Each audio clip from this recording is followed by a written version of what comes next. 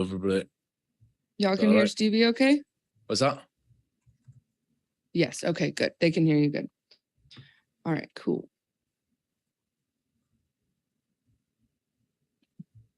All good. Ready to go? All right. Jonathan, start us off. Hey, what's going on, Stevie? Can you hear me okay? Yeah, I hear you good, man. Awesome. Jonathan Roblicon, 5 Reasons Sports. Stevie, it's your first season here in the PFL, and you were able to make the playoffs while some other fighters kind of take a year or so to get adjusted to the format. Why do you feel like you were able to be so successful, and why do you feel like you're going to continue that success in the playoffs? I feel like the PFL system works well for me. I always do better when I'm more active.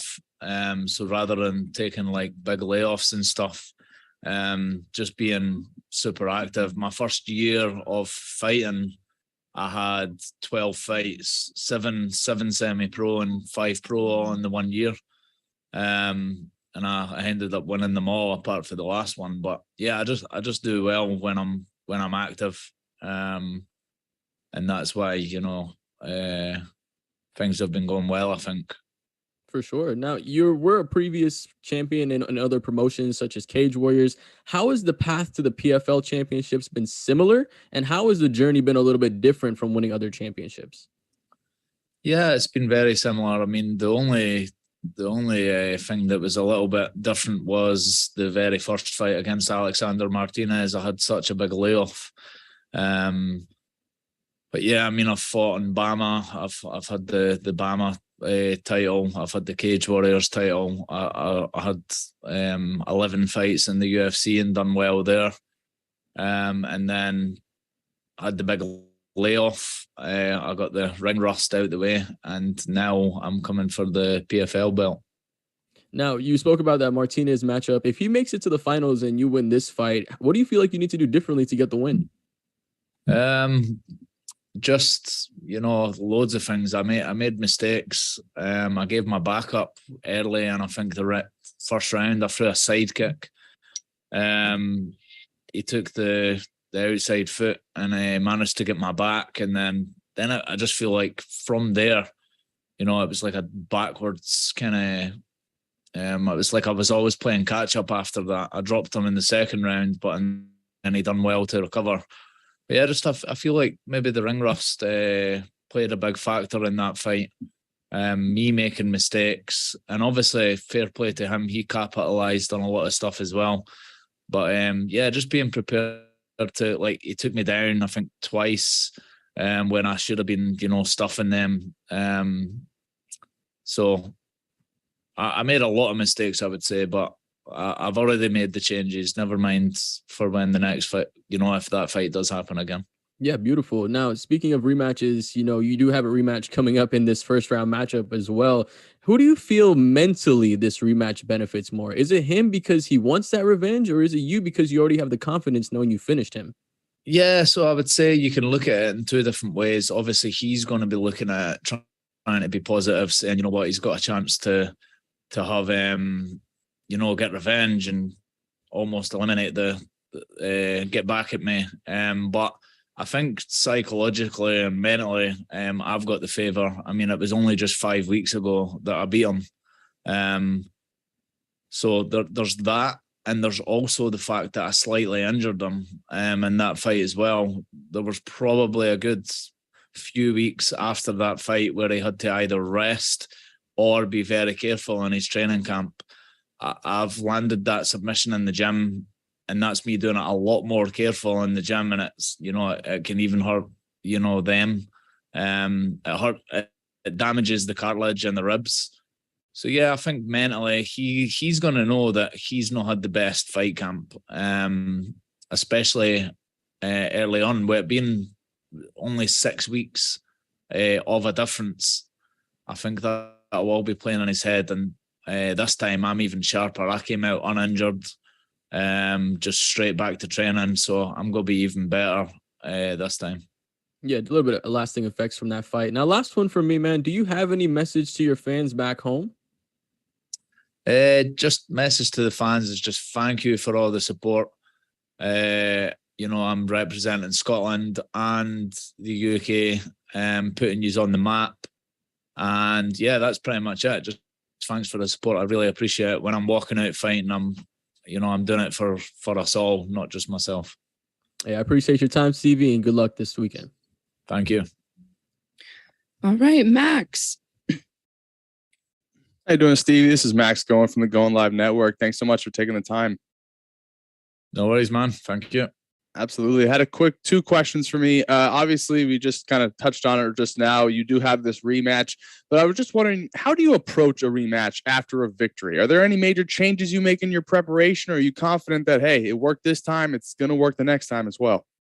So I think it just depends on how the fight went, really.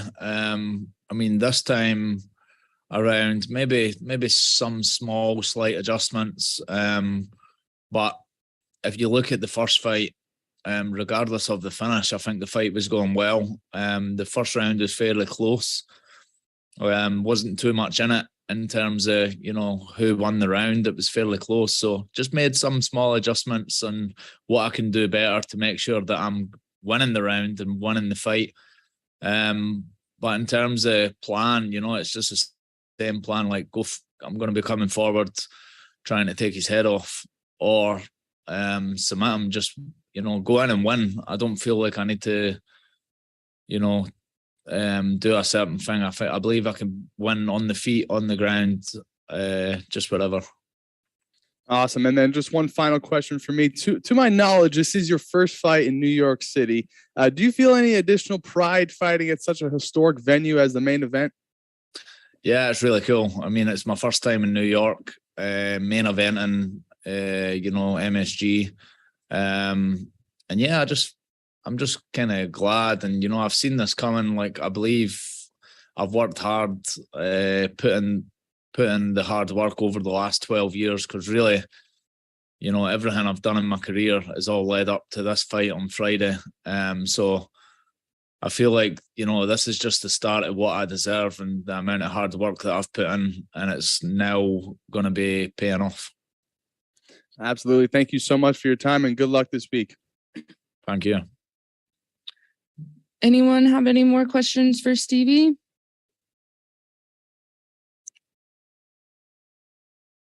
Okay. Conan, go ahead. Hello. We can hear you.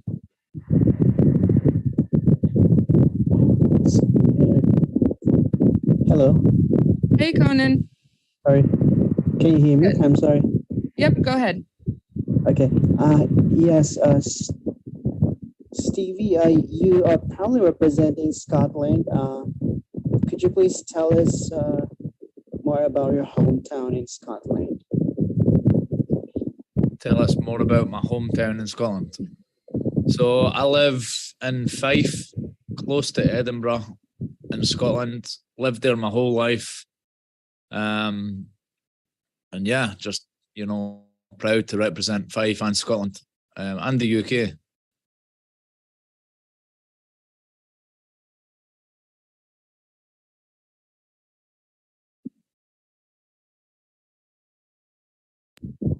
For this particular rematch, please tell us where you trained and the people who you trained with.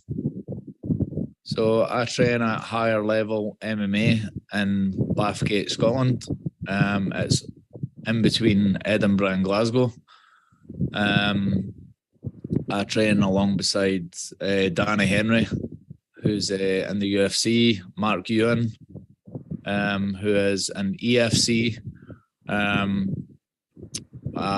Obviously my coach, James Doolan. Yeah, we've got multiple people. We've got up and rising guys like Sean Clancy, who's going to be a really watch out for him. There's so many guys. We've had past, previous, current top fighters. Okay, thank you. Good luck, Stevie. Thank you. Dylan. Hey there, Stevie. I appreciate you making some time. Thank you. No worries, you too. I'm just wondering, because I noticed a headline going around saying that you'd be looking at some double history here, just being the UK's first world champ since Michael Bisping and the only $1 million PFL prize winner. Like, can you speak to how much of a motivator that is in this playoffs series, if at all? Yeah, I mean, it's really motivating. I mean, I've won the Cage Warriors world title. I've been 2-time champion there, but Cage Warriors is probably more a European thing, even though it's a world title, whereas PFL were right up there with, Bellator and the UFC. And to win that would feel like, it's a real kind of world title. And especially with 2 wins over Pettis and then whoever I get in the final. But yeah, it'll be cool. That and the bonus of the $1 million is a big help as well. Awesome. Thanks so much for the insights, man. Thank you. All right, Stevie, thank you so much for your time today. Appreciate you. Thank you. You're just going to go right next door. Next door, man. Yep.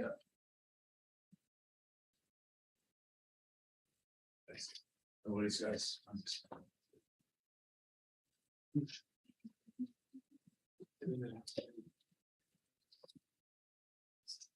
Are the slide, the actual reporters in the other room, or? They're usually separated. I think everything checks it. So Tony will know everything.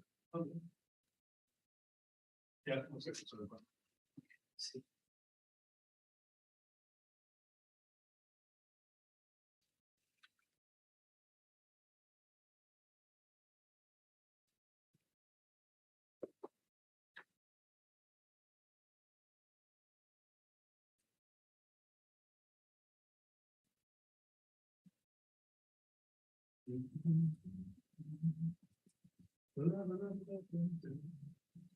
That's my second favorite song. What's that? What? That's my second favorite song. Yeah, that's it.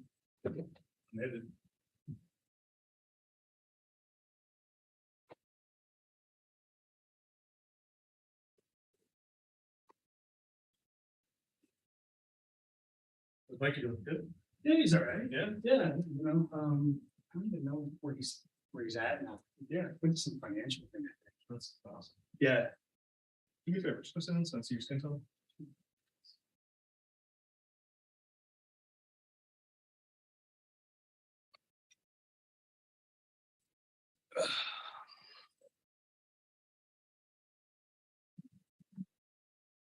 Good. That's right. Yeah.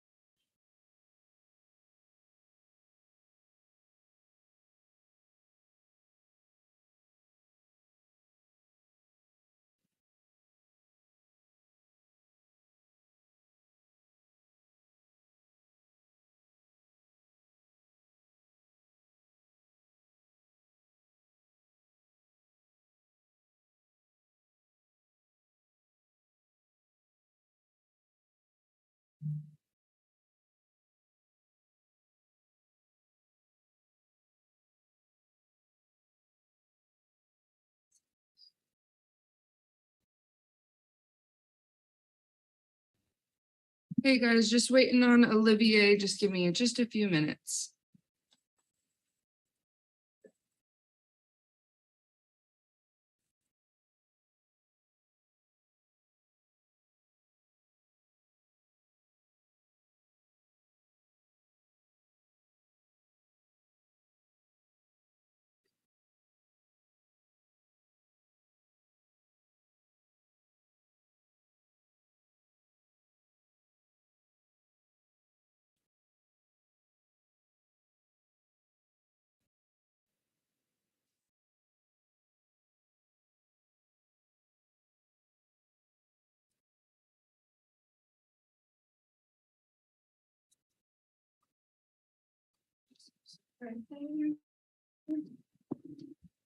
All right, guys, if you have questions for Olivier, please go ahead and raise your hand.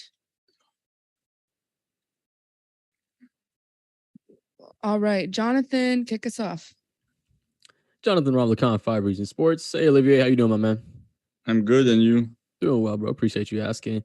4 wins in a row ties a career best for you, and you're going into this Friday with the opportunity to make it 5. What do you feel like you've been doing right during this recent period of success? I don't know. I have no idea. I don't mind. I don't care. You've been winning. That's all that matters. Yeah, exactly. I guess the training is less hard. I would say maybe I'm smarter when I train right now. I always like a lot of people have the mentality that when you go training, you have to be like a bull, try to kill your training partner in front of you. But I think in the last 2 years, especially with the pandemic and with everything, you work closer to your training partner and you take more care of them, and with that come the training smarter. You just try to help each other, and I think that's what happened. I mean, the last 2-3 years, we were a really small group of people training together, and we take care of each other, and we really mind everybody getting better. And I think that's one of the things that happened. And I think the pandemic killed me inside, so I don't care about anything right now. And so, like, because of that, I'm maybe less stressed when I go fight. In the last 2-3 fights, I was more stressed of not being stressed, which was real weird, You feel like you should have been stressing out a little bit more? Yeah, I think so. Well, speaking of those last couple of fights, you've been doing a really good job in your time during the PFL, controlling the center of the octagon and pressuring your opponents. How key is it in your game plan to be the one fighting off the front and not off your back foot? But I don't think it's true what you just said. I mean, the first fight I did this season was the opposite of that.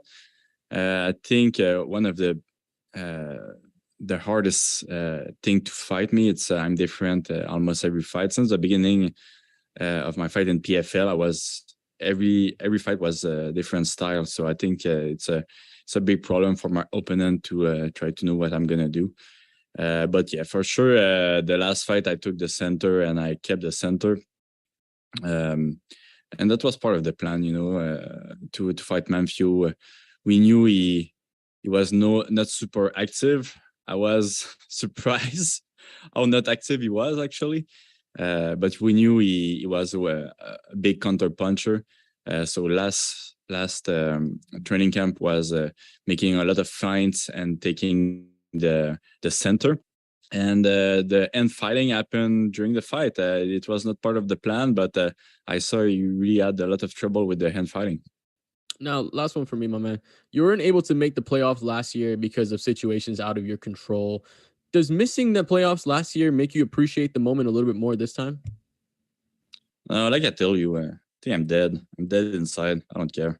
I mean, I was happy to fight last year. And I mean, I was almost more happy for Manfio, the dude that took my place and changed his family's life. So I was happy for that. I don't know. Awesome. I was just here to fight, I got you. Thanks for your time, man. And I appreciate you being you. Oh, okay. Thank you. Anyone, That's nice. Anyone else for Olivier? Any more questions? All right, Conan, go ahead. I thought nobody was answering. I was like, oh, yeah, awesome. Hey, Olivier, you've been with the PFL for 2 years now. Could you share to us what has been your best experience so far with the PFL? The best experience with PFL. It's funny because I think I like my first fight in PFL against what is his name? held, and Marcin held, yeah. the reason is I really like different experience, and the experience to be in a bubble for 2 weeks. I thought it was like shit in the beginning, but I kind of liked it. For some reason, I was really concentrating on the fight, and for some reason during the bubble, I was a little bit like not mad, but like not enjoying it. But after the bubble, I was like, oh, that was pretty cool. Actually, that was really, really cool. And I think that was the best experience for some reason. And of course, all the other fights were great, but it was back to normal. So I think I like the little. I like the fact that it was different the first fight. Okay. I'm not sure if you're going to answer this, but if you compare all your 4 previous PFL opponents, who do you think was the hardest? Oh, well, fuck. I think everybody can say that Nathan Schultz was the hardest. I mean, Okay. you have I It was do a think split you have a decision. perfect style to fight me. So yeah. Okay. Your next opponent is Alex Martinez, also fighting out of Canada.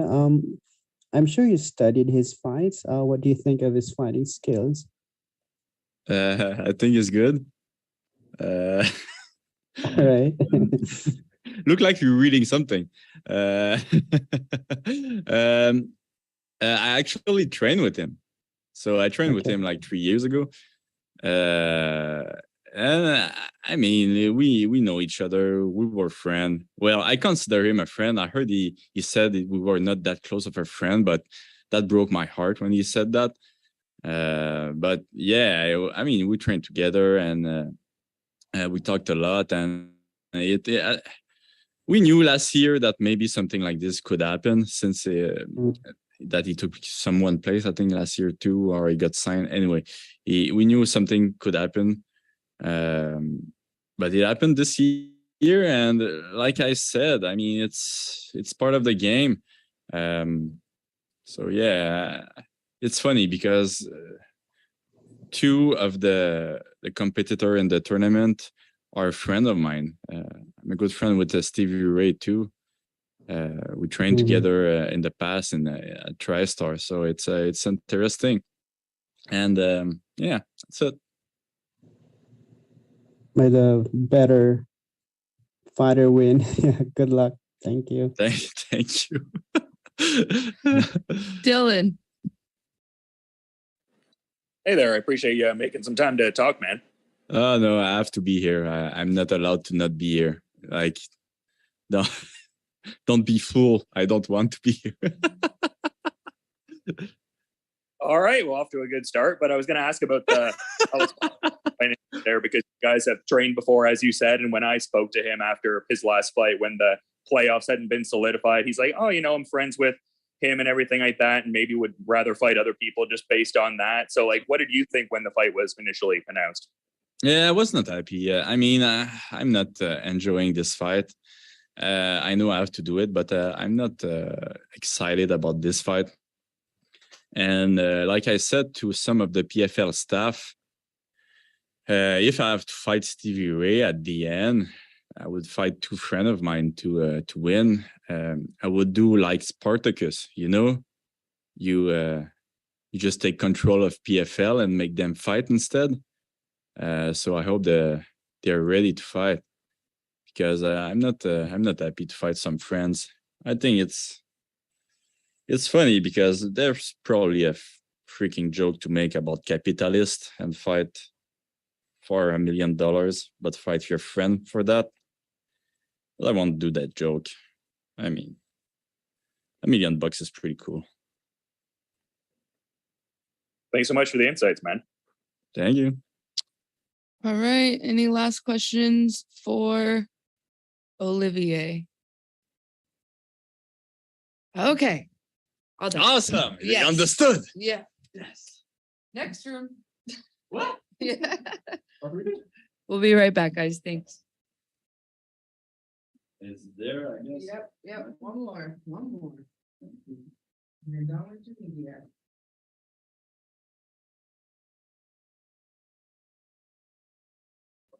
You watch over? Am I? Yeah. Yeah. You watching everything?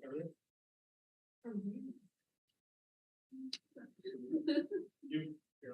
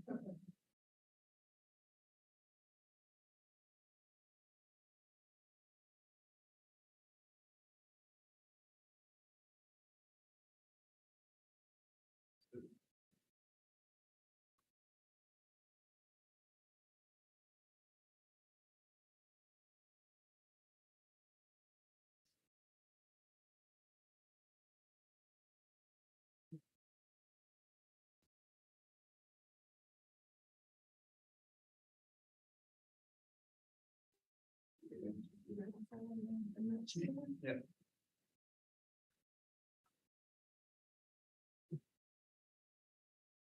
Oh,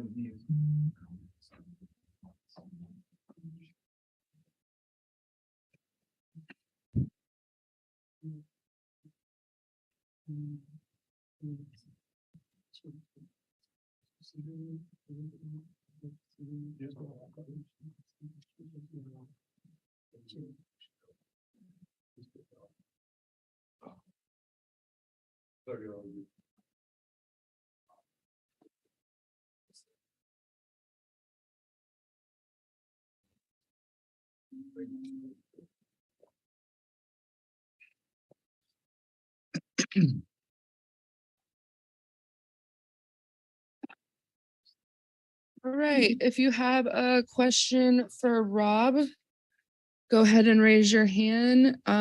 Jonathan, please start us off. Jonathan Ramlicon, 5 Reasons Sports. Hey, Rob, hope you're doing well, my man. First season here in the PFL, and you're able to make it to the playoffs. Some other fighters usually take a year or two to get adjusted to the season format. Why do you feel like you had such good success coming into this year? Playoffs wasn't the goal. The goal was winning the title, and I've been eager to compete and to be fighting regularly for a few years now. It's been a struggle since my release with the UFC, so I'm super excited that we're going back to back to back. It's awesome.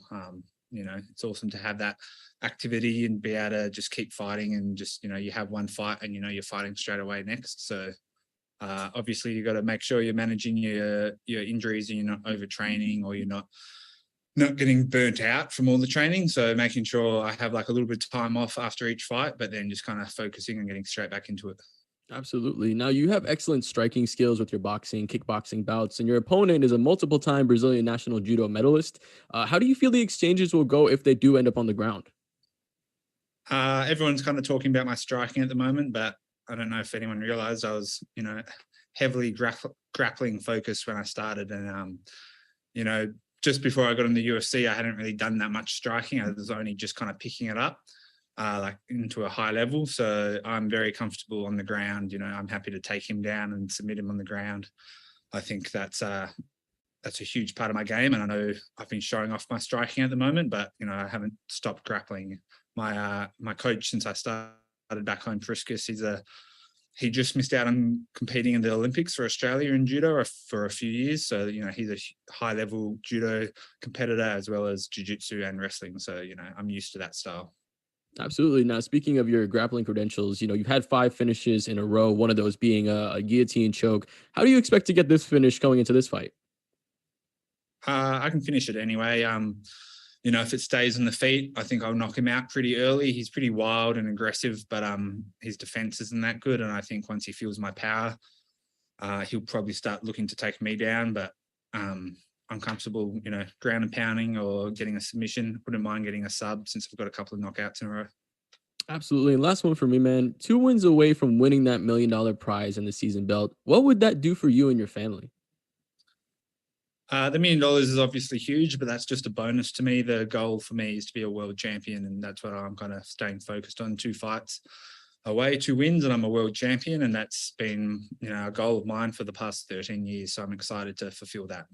Awesome, mate. I appreciate your time, my man, and good luck this Friday.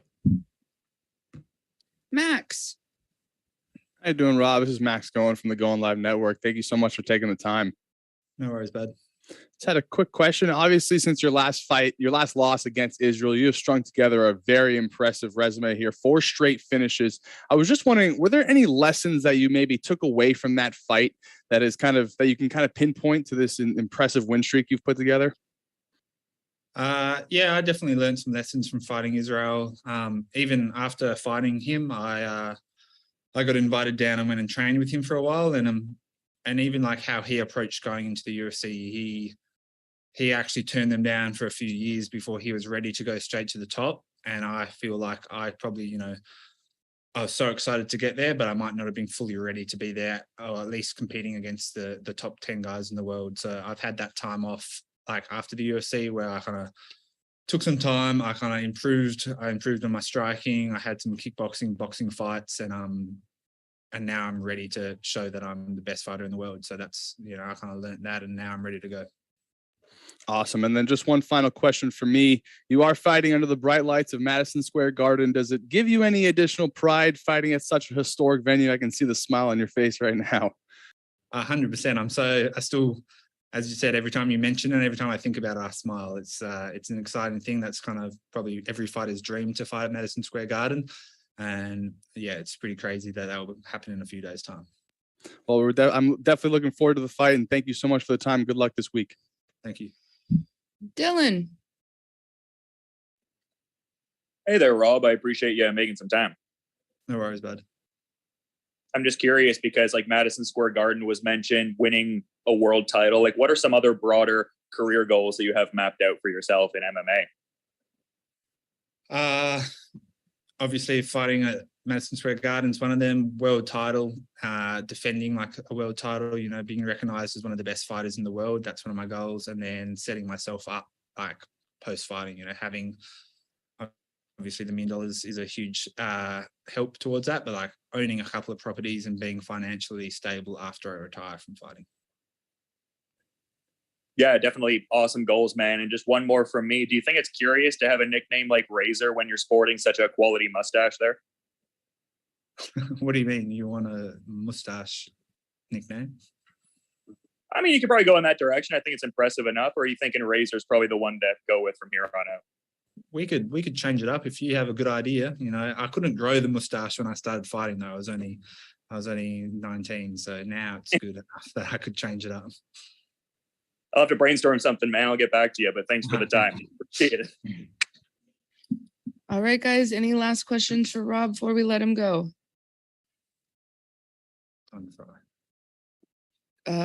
Conan, go ahead. Yes, Rob. You mentioned about grappling. Could you tell us how you're still sharpening your ground game? Sorry, could you repeat that? I couldn't quite hear you. Yeah, please tell us about how you're sharpening your ground game nowadays. You know, I've just been training. I train everything all the time. I've been training out at Factory X for the last 2 camps as well, and there's some really high-level guys there that I've been working with.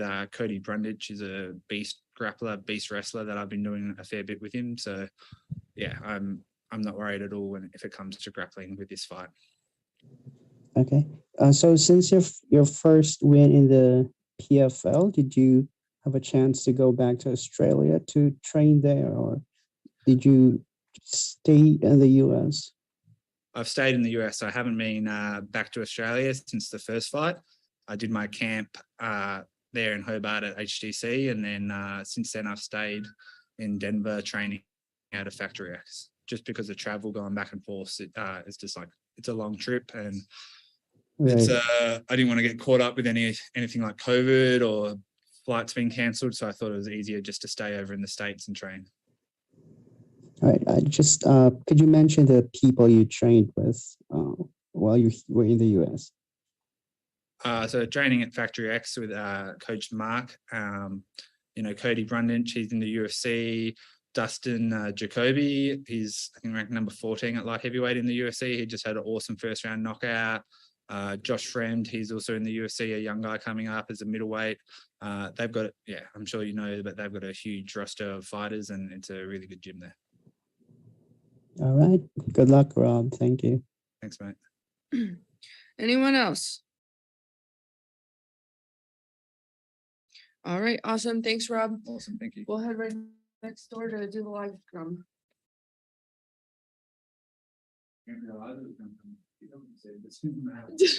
Asking questions.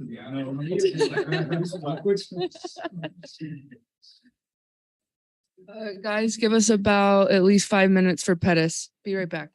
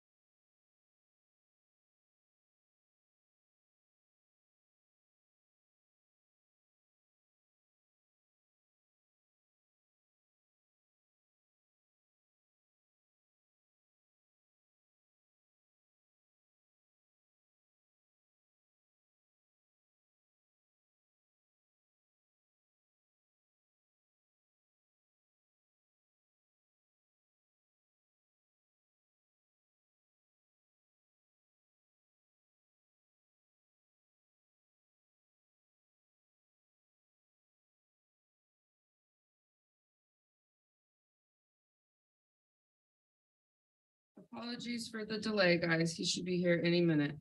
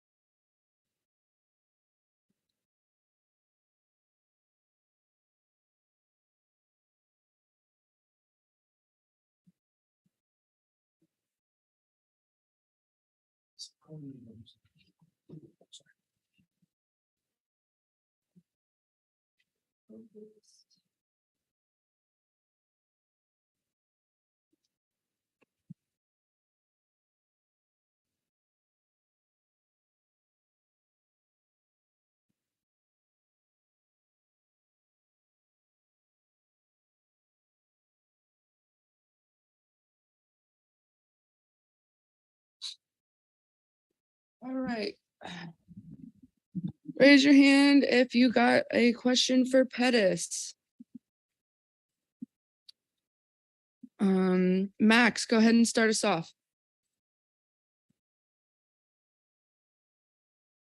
I am muted. Sorry about that. This is Max going from the Going Live Network. Thanks so much for taking the time, man. No problem, bro. Just had a quick question. Obviously, you've done a lot in your career, a lot of big fights, a lot of big title fights, but to my knowledge, this is your first fight at Madison Square Garden. Just wondering if you had any extra emotions going into this one. Yeah, man. First fight in New York City, actually. This is a bucket list for me. Something I've always wanted to do in my career. I was supposed to fight Michael Chiesa in Brooklyn when the Conor McGregor bus situation happened, but I got pulled off that card. So first fight in New York City, definitely a bucket list. I can't wait to see the fight. Thank you so much for your time, man. Thanks, bro. Jonathan. Jonathan Romlicon, 5 Region Sports. Appreciate the time, Anthony. Short turnaround from your last fight coming into this one. We know the rib was a little bit hurt. How was training camp, and how is it feeling coming into this fight? Yeah, honestly, in that fight, I had to make a decision to let the rib pop or actually tap out before it got to that point. And I already knew I had a guaranteed spot for the title. I mean, for the playoffs. So it was like a split decision. I had to make, like, do I get injured and possibly get out of the submission or tap out? So injuries happen in this sport, this format, you're definitely staying busy. A couple of weeks ago I fought, but the rib feels good. Training camp, I mean, we changed the mindset a little bit. Last fight I was just point sparring them and I was trying to just survive and not get hurt. Wrong mindset going into these fights. So this one is a must win. For sure. Good risk management, by the way. That's a very smart move by you. Who do you feel the rematch benefits more on the mental side of it? Do you feel like it's him because he got the win before, or do you feel like it's you because you're more motivated? A little bit of both, honestly. I've had rematches, and I've won all my rematches. He's caught me in a submission, man. Like no lie, he caught me in a position that I initiated. That's what kind of is frustrating about the whole thing is, I don't usually shoot takedowns. I was winning to stand up, but I was trying to play it safe because I knew I had a fight. I had this fight coming up that really mattered. So I got caught, wrong mindset. I'm living and I'm learning still. Even though been in the sport for a long time, I'm still learning. Learning every day. I appreciate your time, my man. And good luck this Friday. Thanks, bro.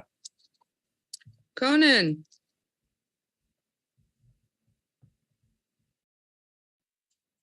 Hey, Anthony, after your loss to Stevie, were there things you added or you changed in your training? Yeah, most definitely. I added Eric Koch, a training partner, sparring partner that I've actually used a lot in my career. Me and Eric Koch used to live together when I won the WC world title. Southpaw, a great fighter. And just the mindset, honestly, like I went that last fight thinking I had to survive and not get hurt. This time I'm looking to finish. Between Clay, Raush, and Stevie, who do you consider as your toughest PFL opponent so far? I'm sorry, I missed that one. Say it again.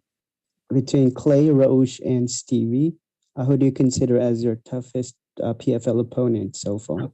Clay Collard by far. Yeah, Clay Collard that's one fight I thought I would see again. It's crazy to not even see him in the playoffs. But yeah, Clay Collard for sure. His pace and his boxing and his body work was something I wasn't expecting. You've been with the PFL for more than a year now. What do you consider as your favorite experience with the PFL? I love the season format of it. There's a real off season. You feel like a real athlete. The first year I didn't know what to expect. I took it as like a regular fight. I did a 2-month training camp, and then I fought Clay Collard, and I had injuries. I had stuff that I couldn't have a full training camp with for the Haush fight. So I learned from that season. I preloaded my training. I started in December, so I've been in camp for a long time. This season there's fans, so definitely a difference when the fans are in the arena. I'm curious if you have family or friends who are going to watch from Milwaukee or traveling to New York to watch on Friday. Oh yeah, for sure. Yeah, I think my family, my friends, and all of my fans that actually come support out. They're in Atlanta. They'll be out here in New York and wherever the championship ends up being. Okay, last question for me. Could you please tell us what is the long-term goal for your own promotion, Anthony Pettis Fighting Championship? Yeah, man. I just set out to provide a platform for these younger generation fighters to get showcased. I think me up and coming, the way I did it was, fighting in sports bars and Harley Davidson dealerships. And now the sport's growing a little bit where we can actually put on lower level productions that are at a higher level, so these guys that are getting a chance to showcase their skills, not only in front of the local crowd, but in an international world audience. Okay, I have many more questions, but I'll give that to others. Congratulations in advance. Thank you, Anthony. Thank you, man. All right. Any more last questions for Pettis before we let him go? Dylan. Hey there, Anthony. I appreciate you making some time. Of course. I'm just wondering because, like, one of the last, media scrums we had, I was talking about Angelo Pettis, and he's getting ready to, make that big debut in August. Have you gotten a chance to work with him in this camp or even offer insights ahead of this fight? Not this camp, but I mean, when he started training, I was with him every day. Like when I was in Milwaukee before even COVID happened, he was already training. We almost couldn't find an opponent for this card. Actually, we couldn't. No one would take the fight at an amateur level. They were trying to get paid for it. I'm like, yeah, he's an amateur. So we had one of our guys got injured and opened up a spot for him to jump in last minute. Awesome. Appreciate the insights, man. Best of luck in the fight. Thank you. All right. Any last ones? Going once. Sold. All right. You're all set in this room. Thanks, Pettis. Appreciate you, brother.